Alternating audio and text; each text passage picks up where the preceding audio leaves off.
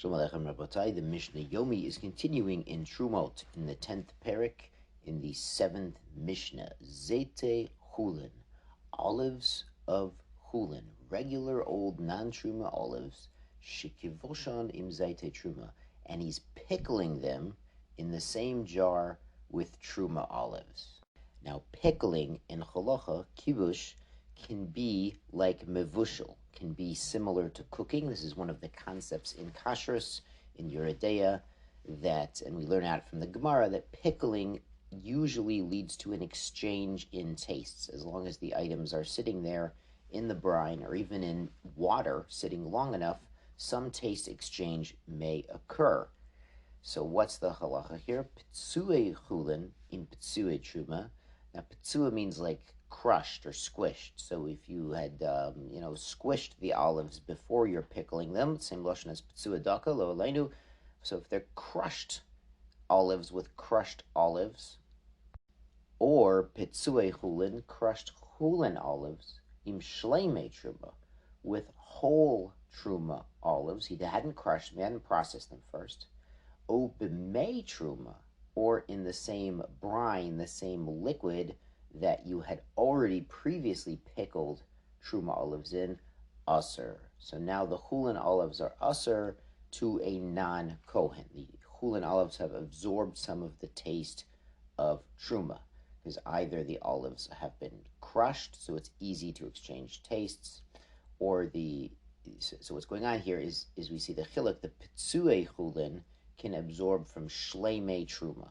So what's going on is if an olive is sholem, then when you pickle it, it gives off a taste, but it doesn't absorb the taste quite as much. It's giving more than it's receiving. Because it's busy giving off a taste, it doesn't absorb. Aidi the tarid lifloit lo bola. That's the lashon in the Gemara. So if someone tells you Aidi the tarid lifloit lo bola, then you understand that they're giving more than they're receiving. They're not absorbing the taste because they're busy giving out a taste.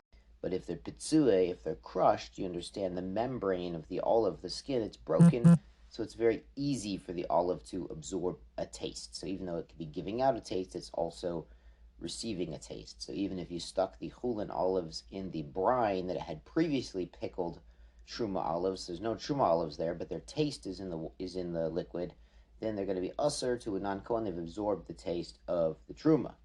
Aval shleimei chulin, but if your chulin olives are not squished, not crushed, in pitsue truma, with the crushed truma olives, mutter. Because again, if they're sholem, they're giving out a taste, but they're not receiving much taste. Aidi the torah liflot lo bola. But the crushed truma olives, they're receiving taste and they're giving a little taste, but because the chulin olives are sholem, they're just giving out the taste during the pickling process. They're not receiving much taste, so they're still mutter to a non-kohen. Mishnah Dalet has a similar concept, dog tame, a tame fish. This means a non-kosher fish. All the stuff in the ocean with no fins and scales. Shekivosho, and he's pickled it, im dog tahor, with his kosher fish. Probably it fell in by accident or something like this, or with the sardines or with the tuna, whatever it is.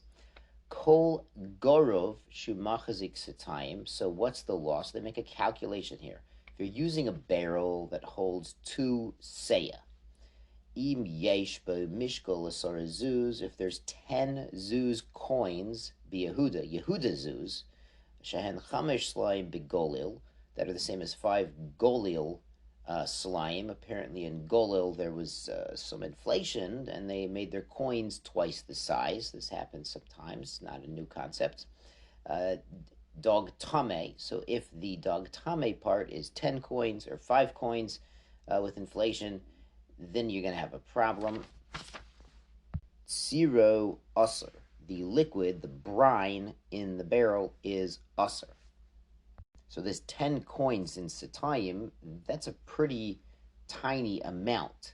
So the Bartnura does the calculation. It's 1 in 960. And that's way more than the 101 to be mevatel truma, or the 60 to mevatel normal taste. 960 is a huge amount. And the reason why is because it's very sharp. Fish brine, fish liquid, is, it's very fishy. It keeps that taste even in a small amount. Rabbi Yehuda Omer revius b'satan.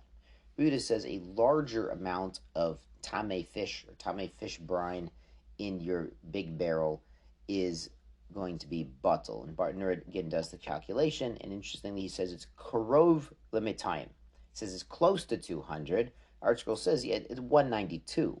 It's 192. Now, interestingly, the Rambam and the Halacha I saw, he says 200.